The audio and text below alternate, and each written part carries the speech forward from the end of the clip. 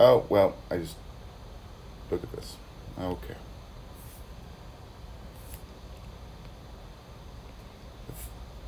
Not the mode I want to be in. Anyway, okay.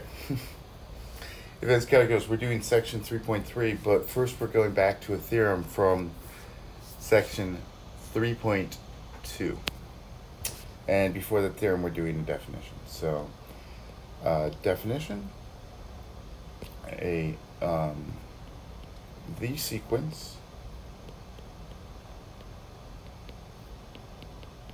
xn is bounded if the set of its values is bounded.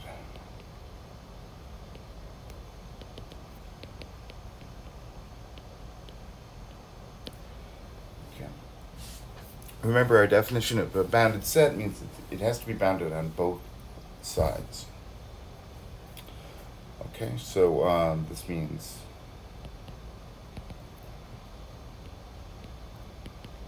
there are, let's say, little m and capital M in the real numbers, so that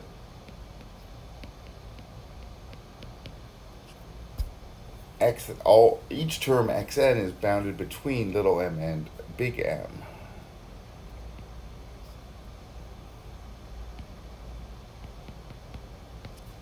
For all natural numbers. Okay. Or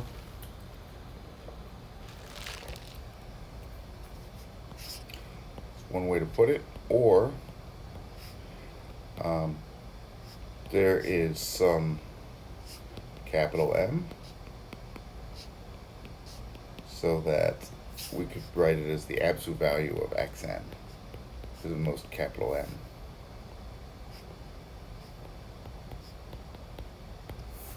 For all indices n. Okay.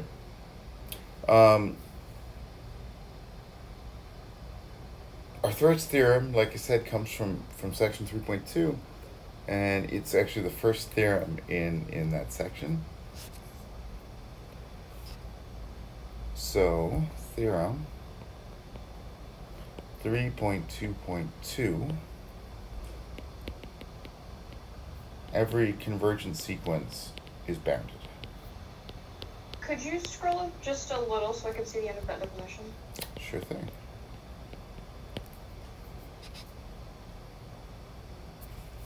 Thanks. So now we're gonna prove that if you converge, you have to be bounded. Okay. So what do? We start with a convergent series, a sequence. So suppose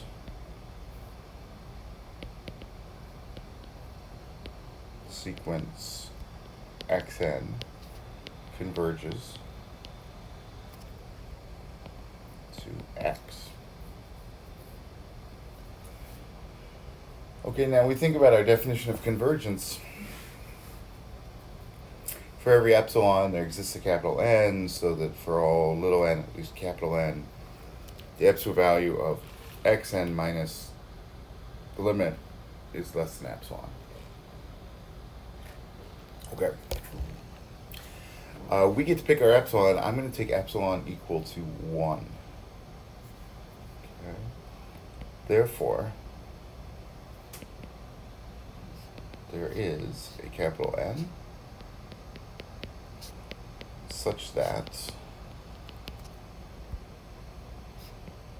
for all little n, at least capital N,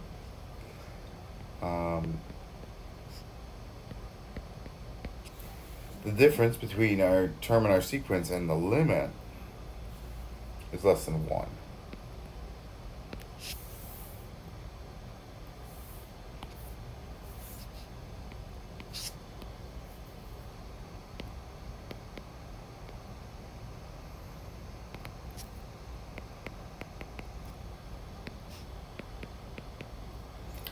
Okay, so what does that mean in terms of a picture?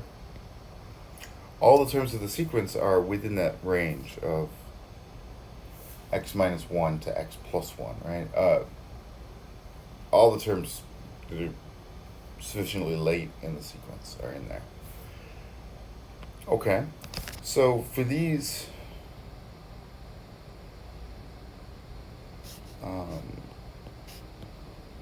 indices,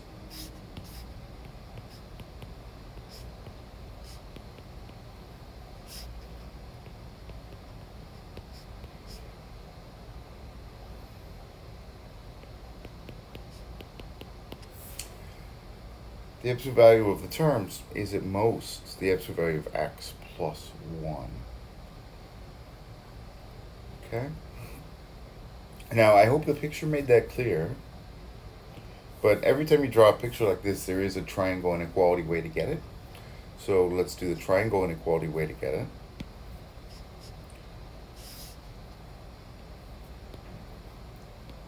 And it's always the same trick.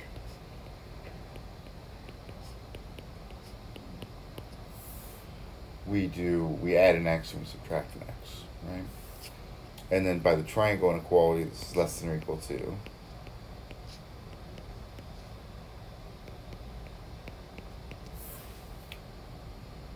the absolute value of xn minus x plus the absolute value of x, and that's less than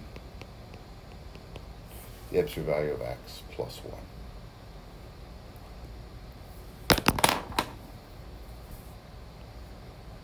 Okay, so we did 2 arguments for that.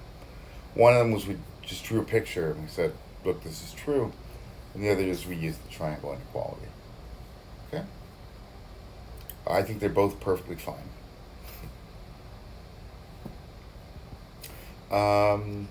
Okay, so all the terms that are at least capital N are bounded.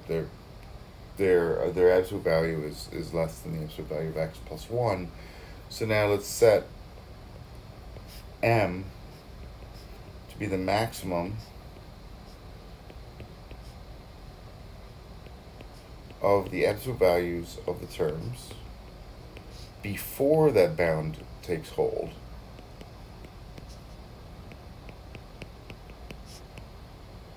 and the bound we get once that bound takes hold. Then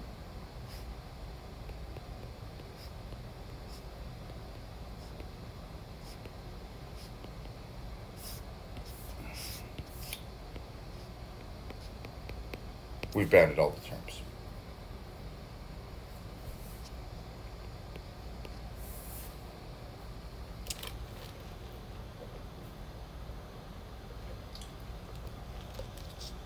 Are there any questions? Should we make a comment that we can do this analogously for small values? Or, oh no, we have the absolute value, never mind. Yep, that's why we're doing it with the absolute value. Okay. So that we don't have to worry about that. Yeah, if we didn't do the absolute value trick, this proof would be a little more complicated because we'd have to talk about a lower bound, an upper bound, and a lower bound.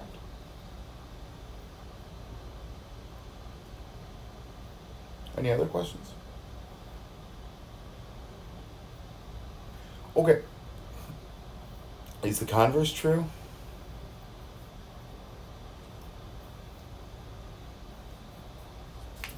I don't see why it would have to be.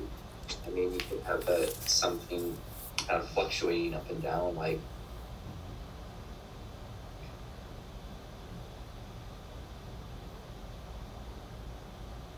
Go ahead. What's the example?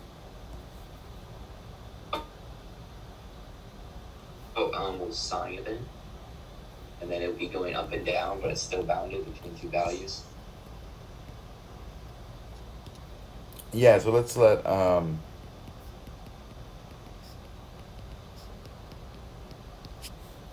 x and be sine n.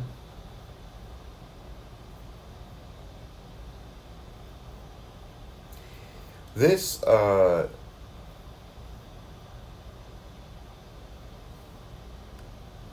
there was one time when I was teaching Calc 2, and I was thinking about it, and I was like, okay, the sequence obviously doesn't converge, right? Just oscillates, right? How do you actually prove that?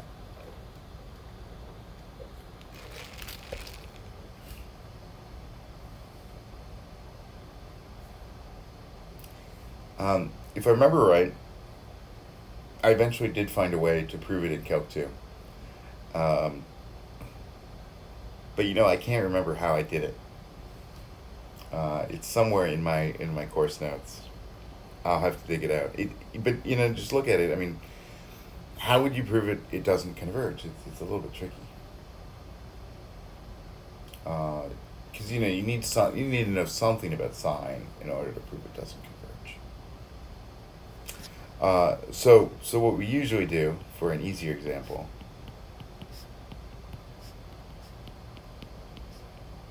is we just do -1 at the end, because it gets us.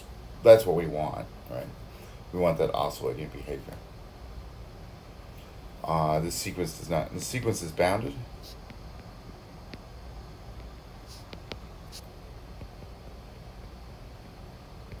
But does not converge.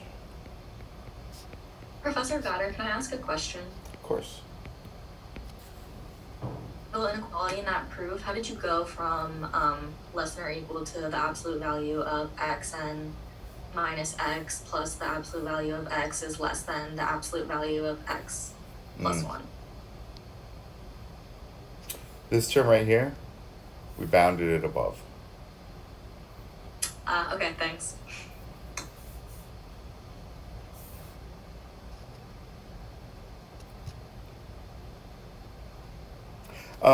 Okay, so the sequence -1 at the end does not converge. How would we prove it doesn't converge? If we wanted to be really formal, we would say, well, suppose to the contrary,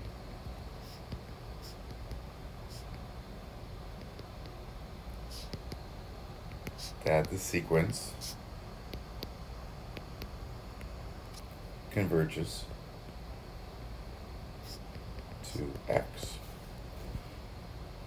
Right, if it converges, it has to have some limit.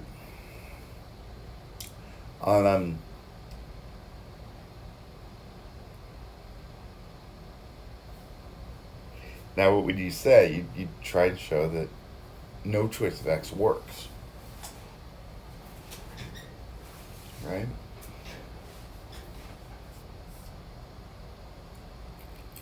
So, one approach to this.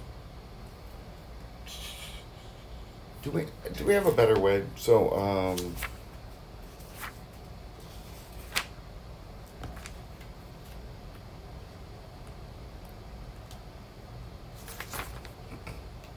can we pick one epsilon that just won't work? Or and we show that 1 and -1 can never be close enough to each other for that? yeah.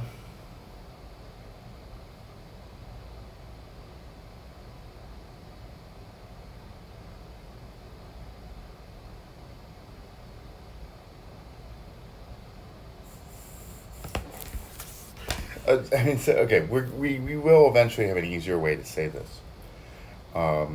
Because what we'll say is that the sequence isn't Cauchy. But we haven't talked about Cauchy sequences yet. So we're going to have to do this the hard way. So suppose it does converge to x. We get to pick the epsilon.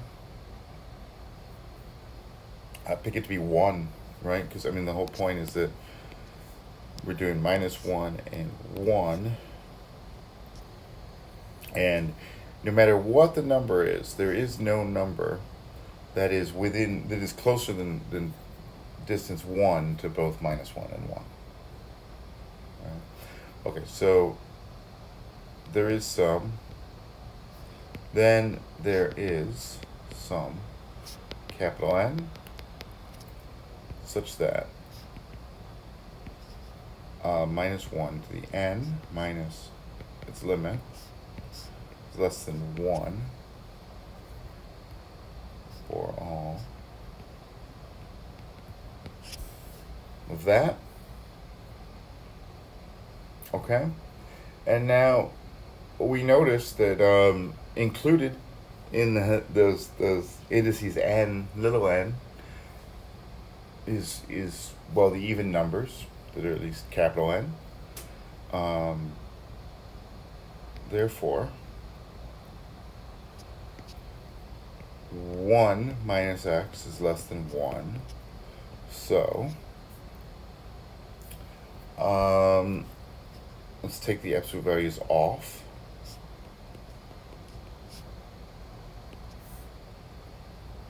Okay, so I took the absolute values off, and now I want to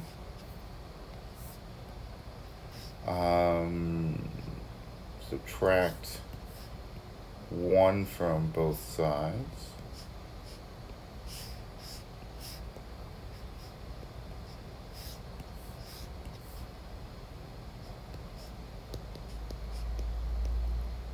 And I get that. Okay. Now, this comes up, and this happens enough in this class that I feel like making a point of it. What did we do? We started with this equation up here. This says that x is within 1 of 1. Right? And then I did all this formal algebraic stuff, and I got that x is between 0 and 2. Okay? And in fact, that's within, this is strictly within. But you could have just jumped with the picture, right? If x is within 1 of 1, then it's between 0 and 2, right? So, you know, I mean, for me personally, I really don't like dealing with the absolute values like this. I would rather just look at the picture and say, this is what it means, right? And so similarly, if minus 1 minus x is less than 1, then, well, if x is between 1 of minus 1, then x is between minus 2 and 0. Okay. Both of these can't be satisfied at once.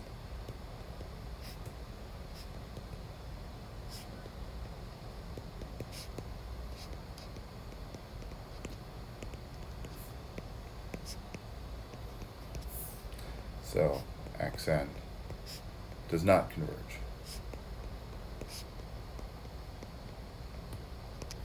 What's your rationale for choosing epsilon equal to 1? It works. No, I mean, so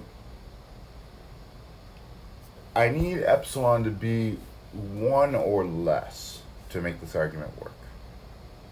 If I chose epsilon to be bigger than 1, then you could imagine the limit being, well, I mean, the limit doesn't exist.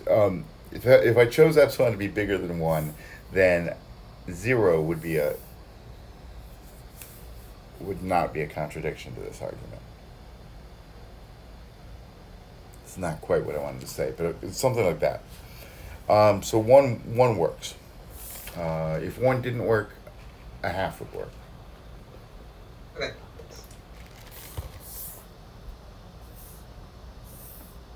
Any other questions? Okay, so the point of this example was that bounded sequences don't have to converge, but convergent sequences have to be bounded. Okay? Now this is all just the lead-in to the section we're actually doing today, which is 3.3.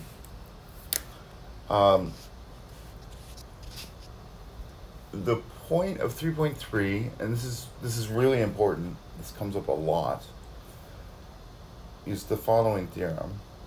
I'm going to state the theorem, and then we're going to define the terms.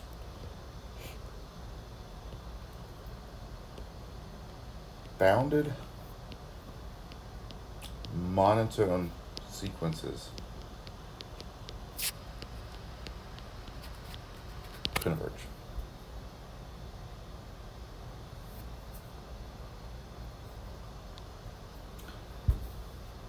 Okay, we just did bounded. What does monotone mean? Does that mean that it's only increasing or only decreasing? Yes. So the sequence xn is monotone if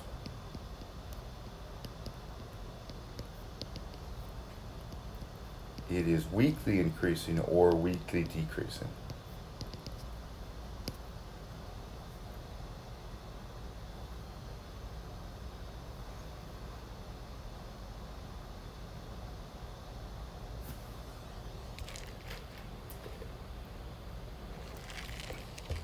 So if you satisfy that additional hypothesis and you're bounded, then you have to converge.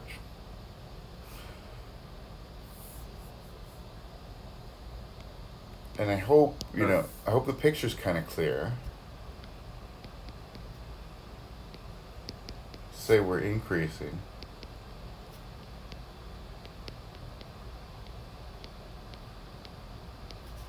Right? As long as there's some bound,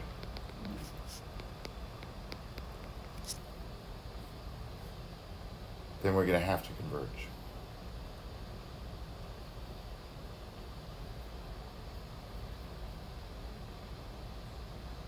Do we? Sorry, go ahead. Do we only need the tail to be? Yeah, this is a point we should have made earlier, but there's no harm in making it now. Every theorem we prove about sequences, really you only have to apply it to the tail. Okay? And by tail, I mean, forget the first 100 terms, forget the first 1,000 terms. Okay? Anything about convergence is only about the end of the sequence. Now, of course, almost all the terms are in the end, and that's the point. Okay, so yeah, you could be eventually monotone, and then this theorem would apply. But you can just apply this theorem by chopping off the beginning, and then you are literally monotone. You're not just eventually monotone. Okay, let's prove this theorem. Unless there are any more questions. Yes, go ahead. Yeah, I don't understand seeing x1 less than or equal to x2. I don't see how that's ever going to bounce and just jump off to infinity. Yeah, I mean, sure. So you said you don't see how it's ever going to what? Oh, to be bounded? Less than x2. See how it's bounded that way. So the sequence. Oh, no. It has to be bounded and monotone. Monotone doesn't imply bounded. Oh, okay, I see now. So I didn't catch that. So we should do this. The sequence xn equals n. Let me be a little bit careful here. This sequence is monotone, but not bounded.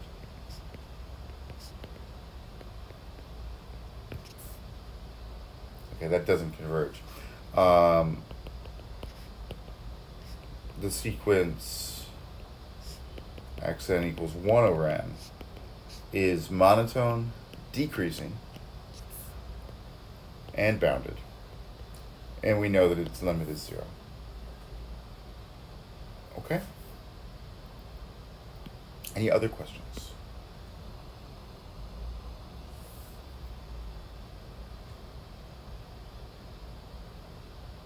Oops. Olivia. Okay, so we got our theorem. Let's prove it.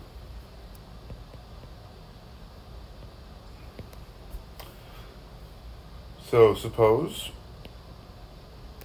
xn is a bounded monotone sequence.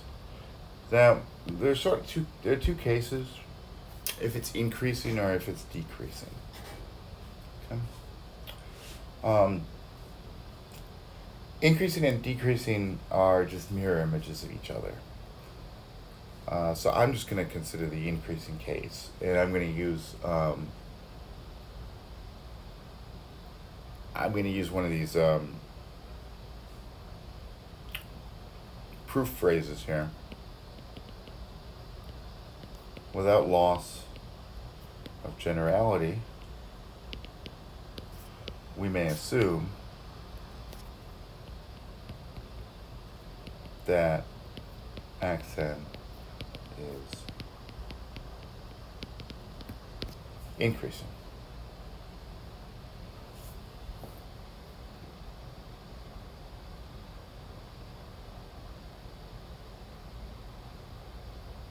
Okay. Now, you think about what we know about real numbers. One thing we know about real numbers is that if a set of real numbers is bounded, then it has a supremum. Right?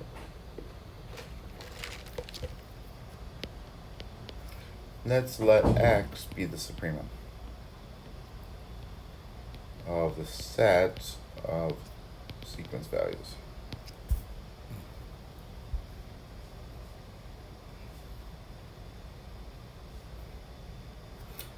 Now we claim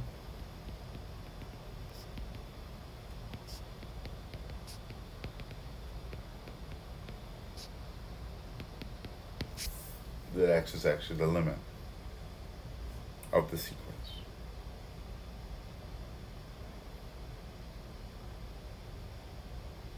Okay. Now how do we prove a limit? We say let epsilon greater than 0 be given.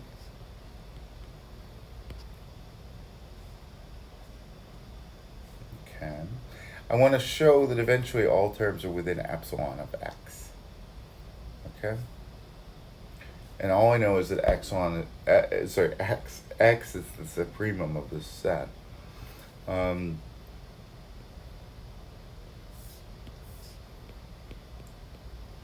Well, x minus epsilon is not the supremum.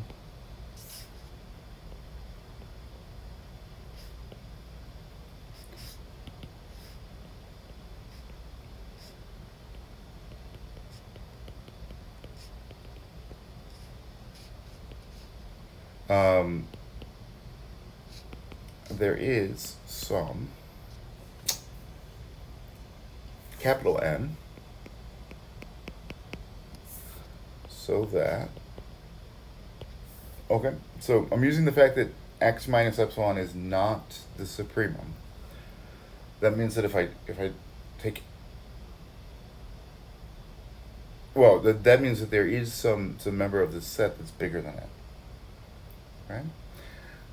There is some capital N in N, so that x sub capital N is greater than x minus epsilon.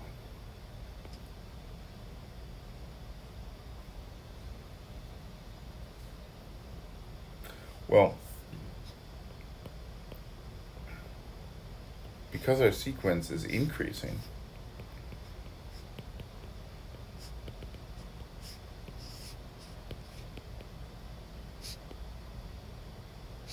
this means that x sub little n is greater than x minus epsilon for all little n, at least capital N.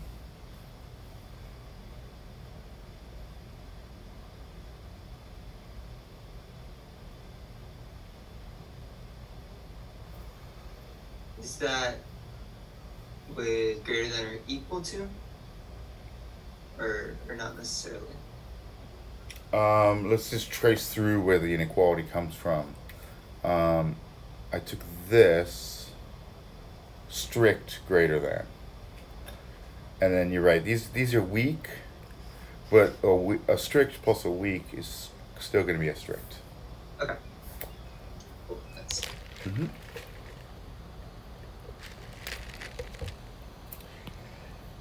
Okay, this isn't quite what we want in the limit, because in the limit we want an absolute value, right? So what are we going to do?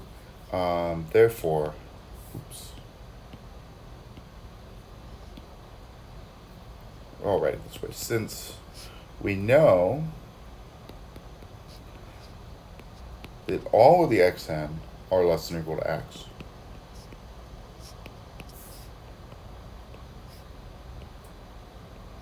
this shows that the absolute value of xn minus x is less than epsilon.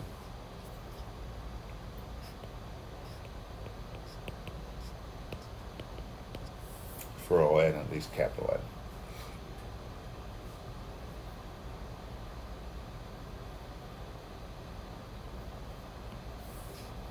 Okay.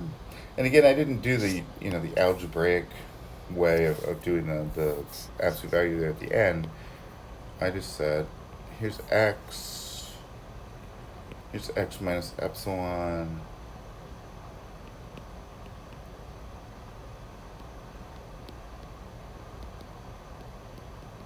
There's all the terms of the sequence after capital N, and they're clearly all within epsilon of x, and that's what I've written down there. Okay. Are there questions on that?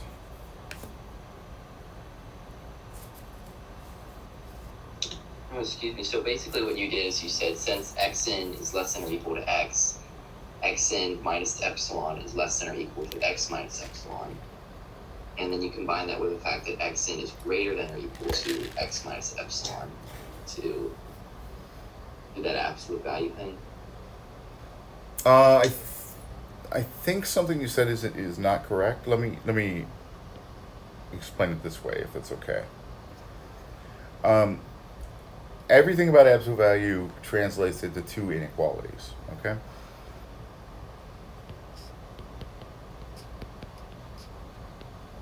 This is the same statement but without absolute values. And now let me add x to both sides.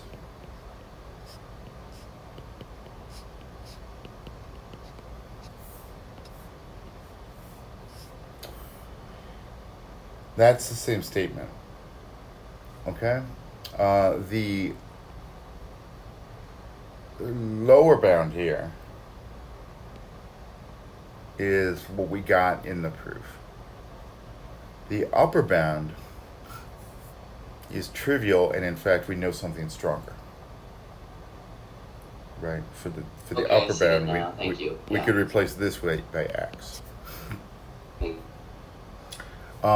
But my general thesis about arguing with absolute values is that when you try and do the algebraic argumentation like this, it's just a waste of your time, and it's hard to do. Right? I think it's just far better to just say the absolute value of this minus that is the distance between them, and just argue about distances. So that's why I would just go straight to this and not bother doing this. It's nice to be able to unpack it if you have to, but okay.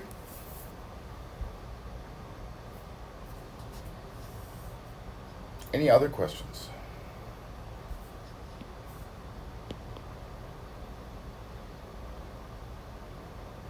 So, this is our big theorem for today. Bounded monotone sequences converge.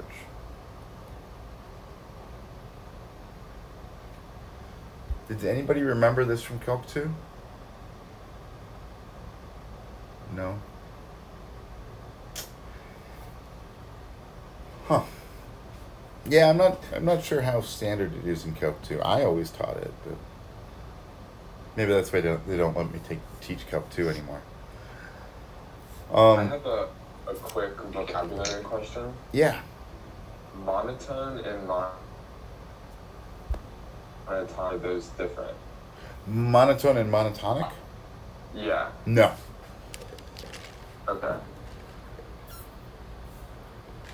No, those mean the same thing.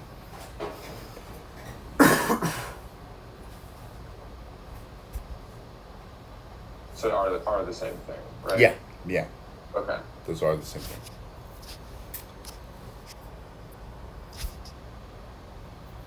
Well, okay, so if you guys don't remember this from Calc 2, then you won't remember all the Calc 2 problems that we can do now. They're mildly amusing. So,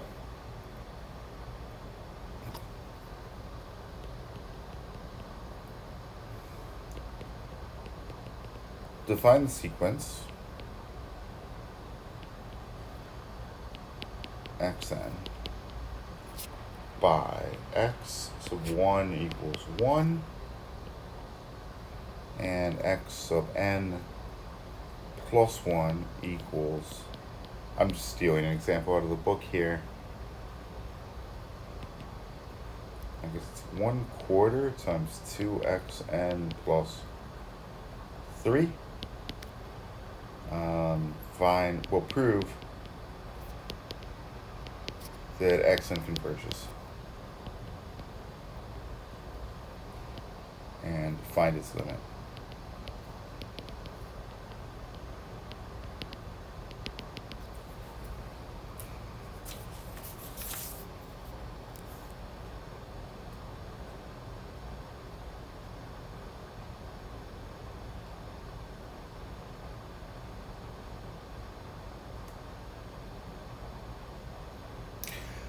Okay, so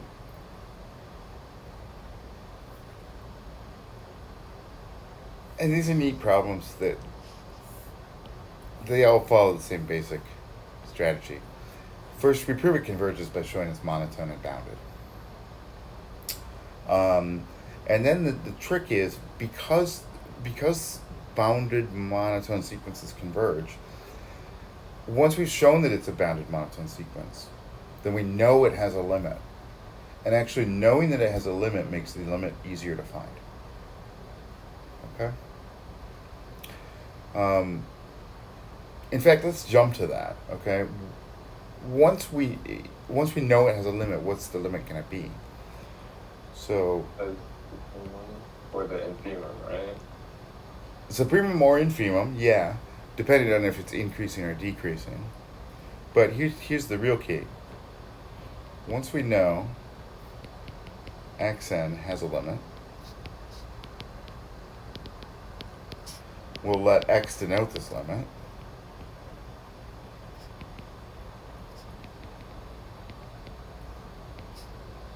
Then x must satisfy. Okay.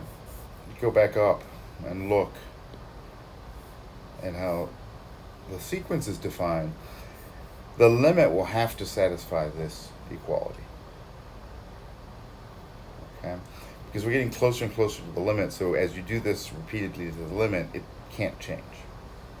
So x will have to satisfy. X equals 1/4. Keep wanting to write 1/2. 1/4 times 2x plus 3. Which, if we simplify it out, that's 1/2 x plus 3/4. So let's see, 1/2 x is 3/4, so x is 3/2. Can you explain that again? I don't understand how you're taking x. There's no two terms in the sequence that are x, so I don't understand how that works.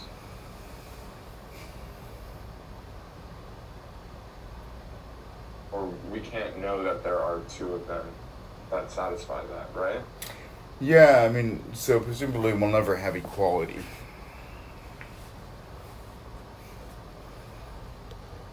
I'm thinking about how to answer your question.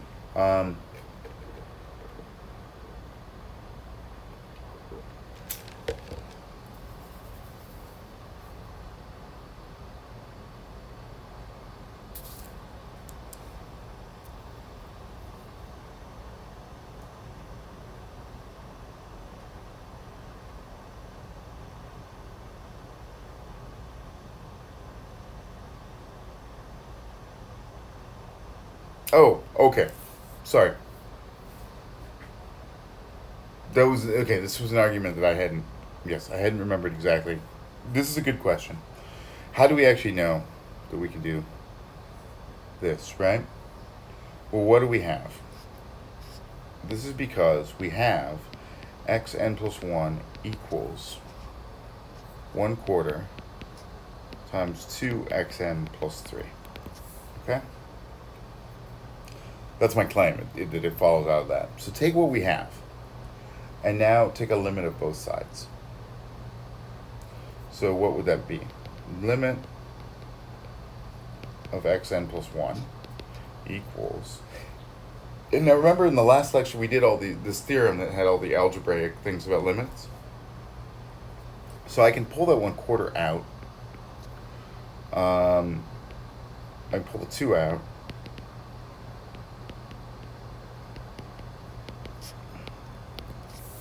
And I get this. I can also pull the 3 out. Right? Right, and then the two sequences have the same limit because the tails are the same. Yes. Okay, I see now. Yeah. Thank you. It's a good question, and it's a little bit embarrassing that I'd forgotten exactly why we get to jump to the plugging the limit into the recurrence. Okay. So what do we have to show? We have to show it's bounded and monotone.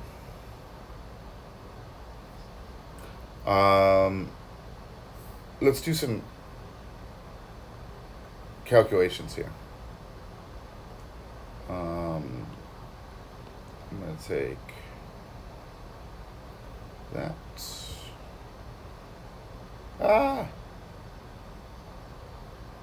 No. There we go. Okay, this, and I think our first term was 1. Is that right?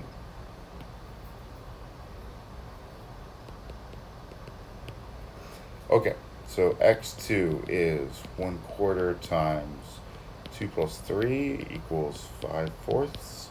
x3 is 1/4 times 2 times 5/4 plus 3. 5/2.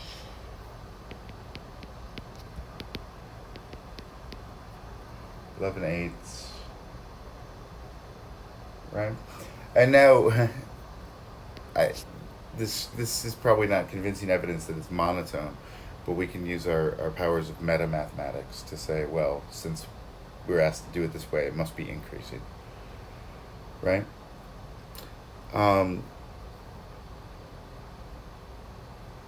So, why is it increasing?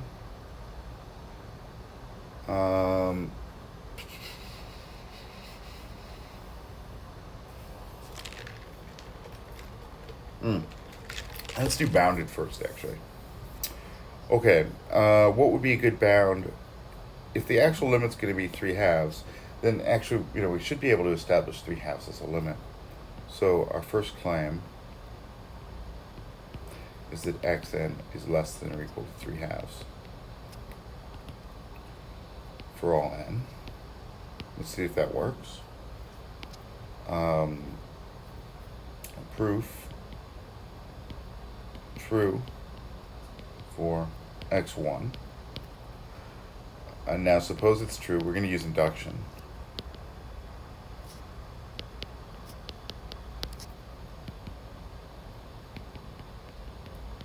Then xn plus 1 is equal to 1/4 times 2 xn plus 3. That would be less than or equal to 1/4 2 times 3/2 plus 3, which is equal to 1/4 times 6, which is magically 3/2. Okay? So we're bounded above by 3/2. Now, for the point of this proof, you didn't have to get a tight bound here. You could have put in 4, and everything would be fine. Okay. Now our next claim is that xn is increasing.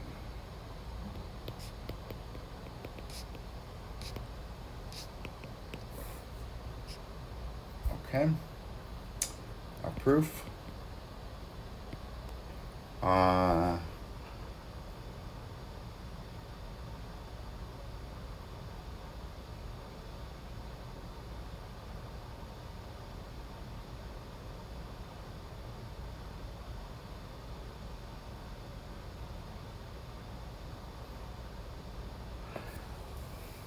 If, well, okay, again, we're going to use induction. So true for n equals 1, because x1 is at most x2. Now suppose xn is at most xn plus 1, then we have x n plus 1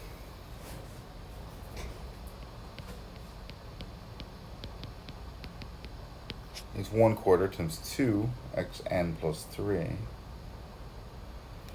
Well, that's less than or equal to 1/4 times 2 xn plus 1 plus 3. Because we've assumed that we have that order relation there. All I've done is replaced an xn by an xn plus 1. But you can see that this is equal to, I just wrote exactly the wrong thing, that's equal to xn plus 2 by definition.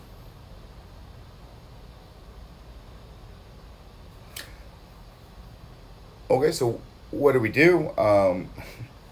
We did it all backwards, but we showed that it's bounded, we showed that it's monotone, and therefore, because bounded monotone sequences converge, it has a limit.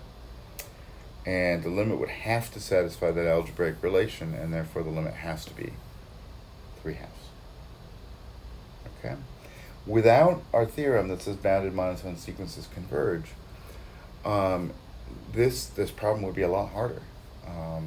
Because if you don't know that there is a limit, then you can't do this calculation of the limit.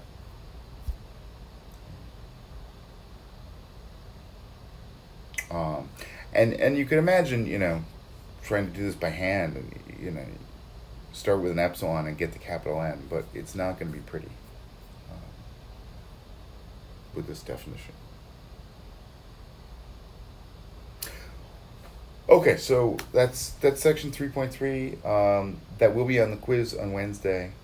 I hope you can see it's not too much to worry about. There's the one theorem, bounded monotone sequences converge. And then there's this one category of exercises, basically, where, I can say compute the limit, and the trick is you show it's bounded and monotone, and therefore there's a limit. And once you know there's a limit, that makes it easier to find the limit. Okay? So that's